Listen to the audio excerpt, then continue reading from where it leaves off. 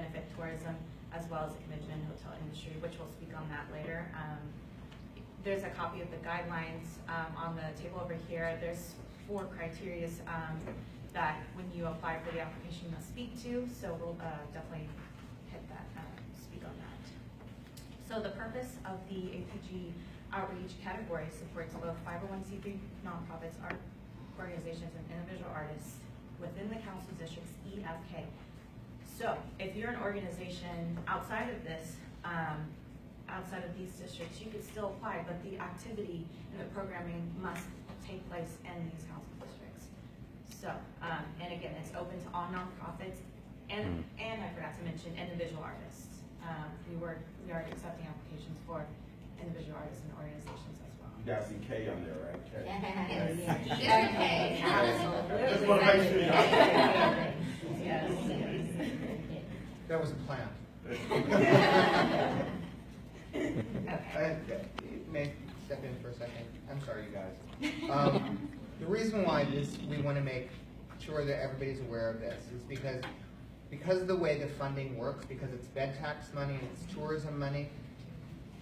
We're lucky in Houston in that it's bed tax money, because right now council is dealing with serious budget issues.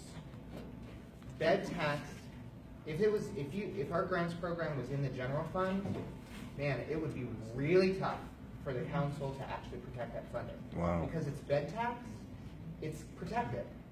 So that's the really good thing.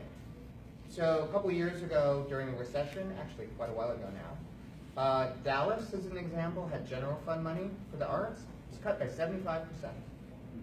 We were protected. So that's the really good news. The less good news, or the challenge with that, is that it's harder to get the money into the communities. So traditionally it goes to the arts organizations, primarily and individual artists. So we have to work really hard with the community to make sure that we find appropriate ways to get the money into the community. And that's why we're doing this, is, excuse me, and I'm not gonna lie here, this council member really fights to make sure that money comes into this district. So this is one of the outreach districts that we have focused in particular, where there's a set aside amount of money that goes into this neighborhood. Any organization or artist in this city can apply for that funding, but it has to take place here.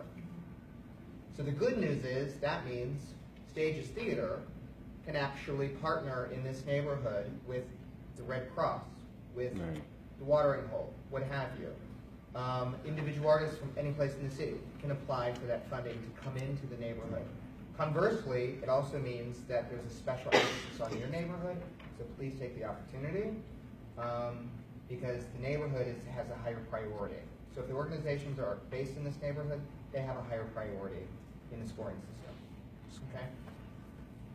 And just be sure everyone has the actual PowerPoint to follow along with in their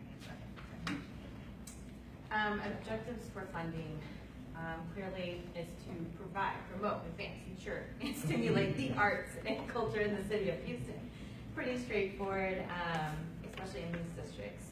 So we're going to talk about the project eligibility. Organizations first. So unfortunately, the organizations who are currently funded through the general operating support are not eligible. However, if you are not part of that program right now, or you're part of Arts Project Grant or a random cities initiative, or individual artists, thank you, you certainly can apply. And your organization is solely arts focused or has an arts focused program planned as part of your operations for at least 1 year. Again, your organization must be in existence and presenting arts and culture programming, of course, the 501(c)(3) tax exempt status for at least 1 year. That is our requirement. And then your organization must be based in the city of Houston. Again, it can apply to any of the council districts, but the programming must take place in EFK.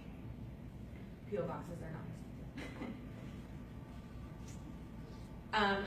Some other requirements: organization must be governed by a local board of directors, and at least meeting quarterly.